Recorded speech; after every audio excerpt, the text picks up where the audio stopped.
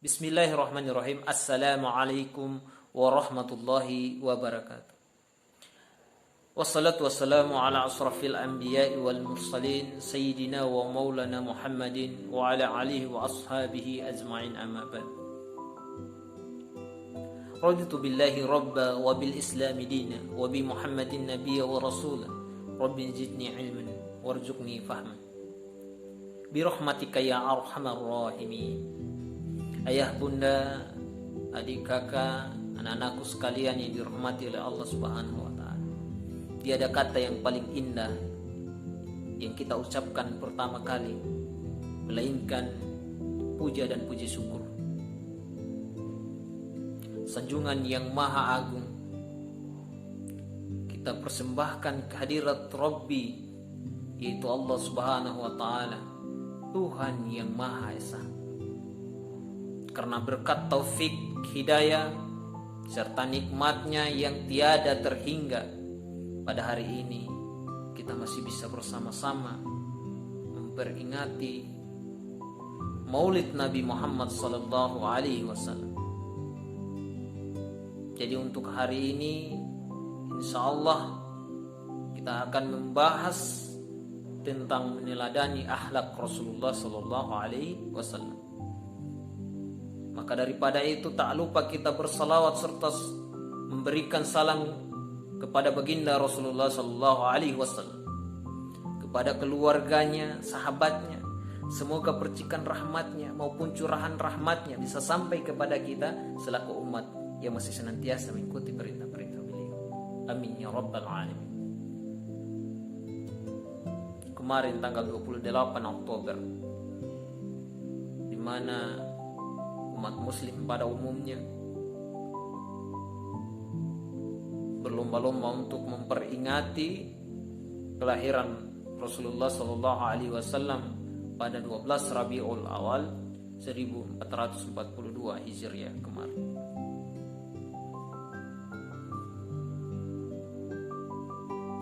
Selanjutnya, sebagaimana kita baca dalam sejarah bahwa Nabi Muhammad sallallahu alaihi wasallam tercatat sebagai nabi yang paling berhasil melaksanakan tugasnya, mengemban risalah Allah dalam waktu yang singkat.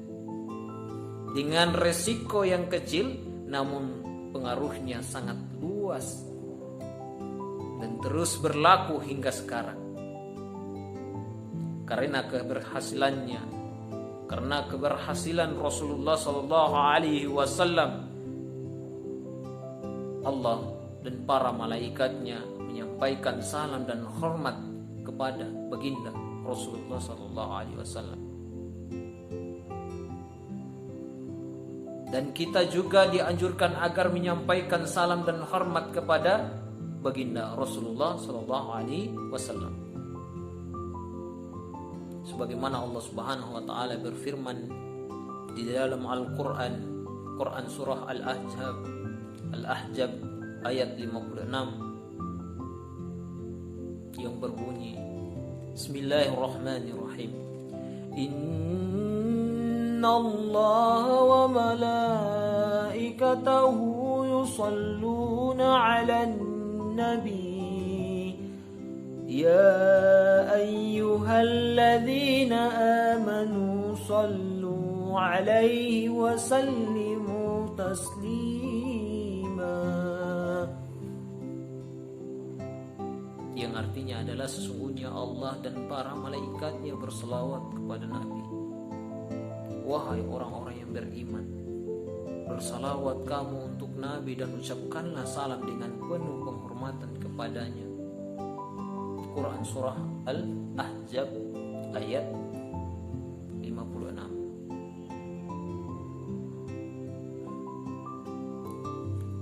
Selanjutnya Allah Subhanahu wa taala juga berfirman dalam Al-Qur'an, Laqad kana lakum fi Rasulillahi uswatun hasanah liman kana yarjullaha wal yawmal akhir wa dzakarallaha katsira, yang artinya adalah Sesungguhnya telah ada pada diri Rasulullah itu suri teladan yang baik bagimu, yaitu bagi orang-orang yang mengharap rahmat Allah dan kedatangan hari kiamat, dan dia banyak menyebut nama Allah. Quran surah Al-Ahzab ayat 21. Di antara akhlak Rasulullah sallallahu alaihi wasallam yang patut kita teladani atau ajaran yang di bawahnya yang patut kita ikuti dan laksanakan, ada 2 yang saya ambil. Yang pertama adalah melaksanakan sholat 5 waktu. Beliau menyatakan bahwa sholat adalah tiang agama. Sholat menjadi pembeda antara seorang muslim dan non-muslim. Sholat juga dapat mencegah perbuatan yang keji dan mungkar. Sholat juga merupakan mi'rajnya seorang muslim, dan sholat juga merupakan kesempatan manusia berdialog, mengadu dan memohon kepada Allah Subhanahu wa taala. Sholat merupakan amal yang pertama kali akan ditanya di akhirat. Jika sholatnya baik, maka ada harapan amal yang lainnya akan baik pula. Selain itu, sholat akan memberikan pengaruh kesehatan fisik dan rohani serta kesehatan sosial, apalagi sholat tersebut dilaksanakan secara berjamaah. Karena demikian pentingnya sholat ini, hingga sampai menjelang azalnya atau menjelang wafatnya, beliau mengatakan umatnya agar jangan meninggalkan sholat. Jadi adik-adikku sekalian, tadi saya sudah menjelaskan bahwa sholat adalah tiang daripada agama. Jika kita meninggalkan sholat, berarti kita sama saja meruntuhkan agama. Ibarat rumah yang tiada tiang,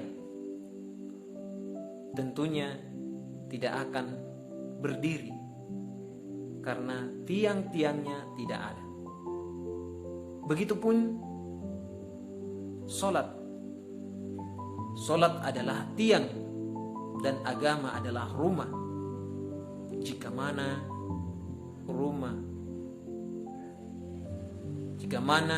agama namun tidak didasari dengan sholat, maka tentunya agama itu akan runtuh.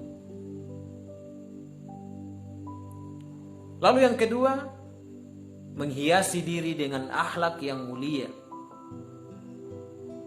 Yang pertama sholat 5 waktu, yang kedua menghiasi diri dengan akhlak yang mulia.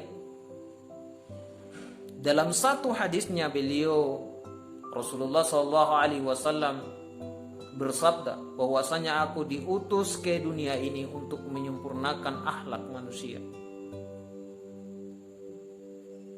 Jadi Rasulullah SAW diciptakan oleh Allah di muka bumi ini adalah untuk menyempurnakan akhlak manusia. Menurut catatan sejarah bahwa pada saat beliau diutus ke muka bumi, seluruh akhlak manusia di dunia ini seperti akhlak orang-orang Romawi kala itu, orang-orang Yunani kala itu, orang Cina kala itu, orang India kala itu, Persia dan lain sebagainya, dalam keadaan merosot yang disebabkan karena menyembah selain Allah Subhanahu wa ta'ala, memperlukan hawa nafsu. Kehidupan umat manusia saat itu tak ubahnya seperti binatang yang tidak mengenal halal dan haram,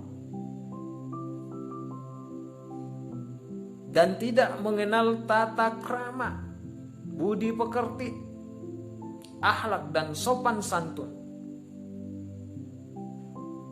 Beliau Rasulullah SAW berhasil merubah akhlak yang rusak dan buruk itu menjadi akhlak yang mulia. Di antara akhlak yang beliau ajarkan adalah menghormati dan menyayangi, memuliakan orang tua, terutama ibu. ketika ada orang sahabat bertanya kepada beliau, kepada Rasulullah SAW tentang siapakah orang yang harus lebih dahulu dihormati, beliau menjawab, ibumu, ibumu, ibumu. Rasulullah SAW menjawab sampai 3 kali. Lalu ayah.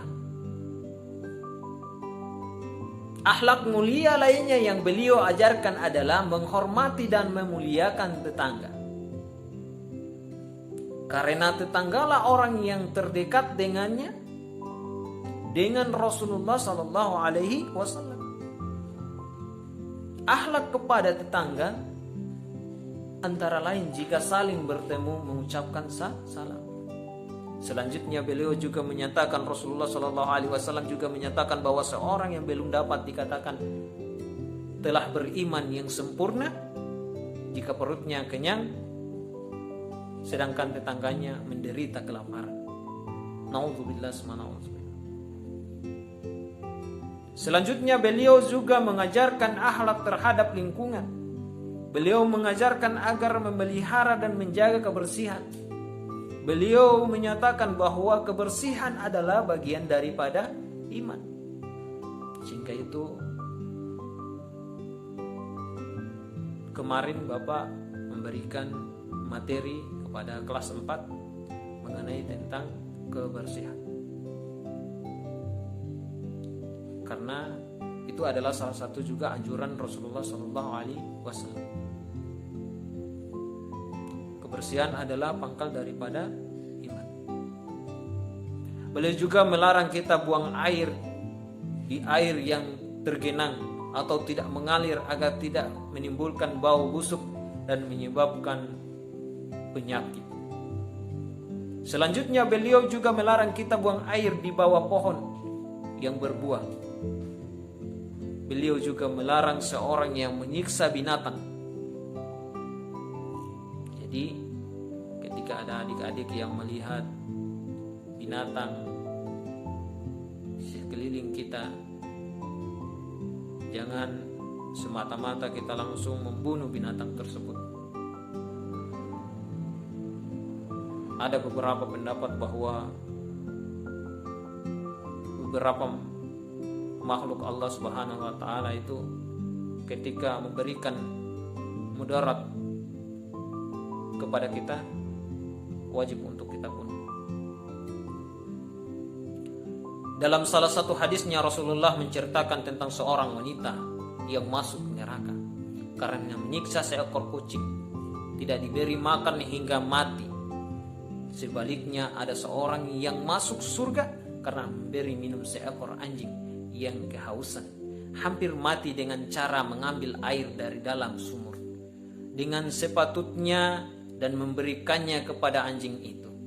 Beliau juga menganjurkan agar berbuat baik kepada tumbuh-tumbuhan.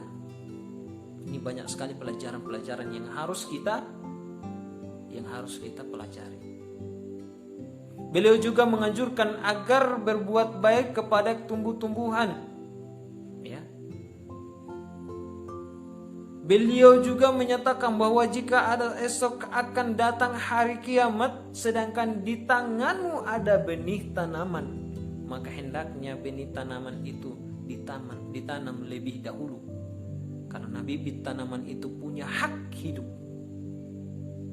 Beliau juga Rasulullah SAW menyatakan bahwa memelihara tanaman adalah ibadah.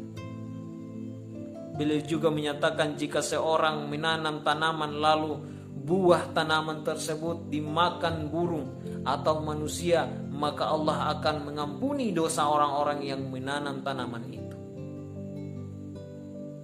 Itulah sifat Rasulullah SAW yang patut kita teladani. Tentunya ini menjadi satu pelajaran buat kita semua agar senantiasa kita mengikuti akhlak Rasulullah SAW.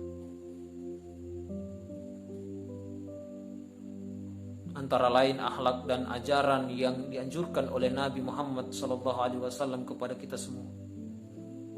Dan dalam rangka memperingati Maulid Nabi Muhammad SAW ini, marilah kita ingat dan renungkan dan kita amalkan kembali akhlak dan ajarannya itu sehingga Maulid Nabi Muhammad SAW merupakan momentum introspeksi diri untuk kembali kepada ajaran Nabi Muhammad SAW.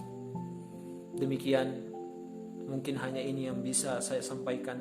Semoga anak-anakku sekalian tetap dalam lindungan Allah Subhanahu wa taala, diberikan kekuatan dan kesehatan. Amin ya rabbal alamin.